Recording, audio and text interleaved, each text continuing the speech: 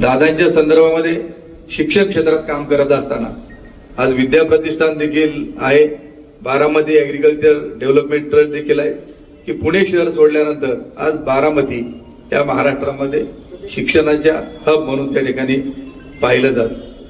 परंतु ज्यावेळी पुणे जिल्हा शिक्षण मंडळाचा अशोक मोहोळ अण्णानंतर दादा अध्यक्ष झाले की आज गावामध्ये हायस्कूल जर बांधायचं असेल तर आमदार खासदार यांच्याकडे 5-10 लाख रुपये आपण त्या ठिकाणी निधी मागत असतो. दादा ज्या संस्थेचे अध्यक्ष झाले अनेक गावोगावी इमारती मोडकळीत आलेल्या होत्या, विद्यार्थ्यांना बसायला सोयी सुविधा नव्हत्या.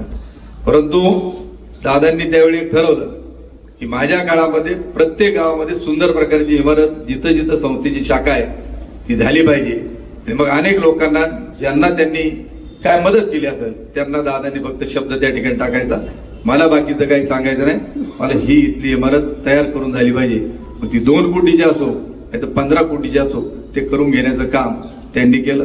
आपल्या तालुक्यात फक्त एकच हायस्कूल पारगाव पेठ, आणि ज्यावेळी तिथलं इमारतीचं काम चालू होतं एकदा इकडे तालुक्यामध्ये येत असताना त्यांनी मला सांगितलं, पाऊस येत होता, अरे म्हटलं इथं आपलं एक हायस्कूल आहे त्याला आपल्याला इमारतीत काम चाललंय. भर पावसामध्ये कोणालाही नाही सांगता आम्ही ते काम पाहणी करण्याकरता गेलो. भर पावसात कामाची पाहणी केली आणि अनेक ज्या सूचना करायच्या होत्या त्यानंतर त्यांनी ठेकेदाराला देखील केल्या. आज दादांचं राज्यामधलं काम देखील आपण अनेकांनी पाहिलं. ऊर्जा खात्यामधलं काम असेल, त्याचप्रमाणे पाटबंधाऱ्यामधलं काम असेल, अर्थमंत्री म्हणून देखील अनेक जे चांगले निर्णय त्यांनी घेतले. त्यामध्ये मुख्यमंत्री लाडकी योजना जी आली मुख्यमंत्र्यांच्या नावाने 2024ला, परंतु त्याच्यामध्ये प्रोव्हिजन करत असताना अर्थमंत्री म्हणून देखील त्यांची भूमिका ही कायम महिलांच्या चिरंतर स्मरणीत त्या ठिकाणी राहील असं देखील मला या निमित्ताने वाटतं.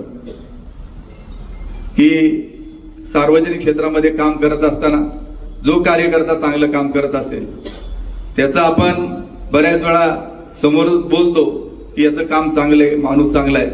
परंतु अजितदादा हे व्यक्तिमत्व असं होतं की त्यांना जर वाटलं की तोंडावरती राजकारणामध्ये बोलणारी फार कमी माणसं त्या ठिकाणी असतात, परंतु दादा निर्भीडपणे तोंडावरती देखील एखाद्याचं जर चुकलं असेल तर त्यांचा एक शब्द त्या ठिकाणी असायचा, ए शहाण्या तुम्हाला काही जास्त शिकवू नको. त्या ठिकाणी चुकीचा वागला पोलिसांना देखील सांगायचे किंवा जाहीर सभेतून सांगायचे, याला टायर घालमध्ये घालून त्या ठिकाणी ठोकून त्या ठिकाणी काढा, असली दादागिरी त्या ठिकाणी चालणार नाही. आणि आज दादांच्या संदर्भामध्ये आपण भावना व्यक्त करत असताना मला एक गोष्ट त्यांच्या स्वभावाची देखील आवर्जून मी त्याचा उल्लेख केला की पाठीमागं जिथलं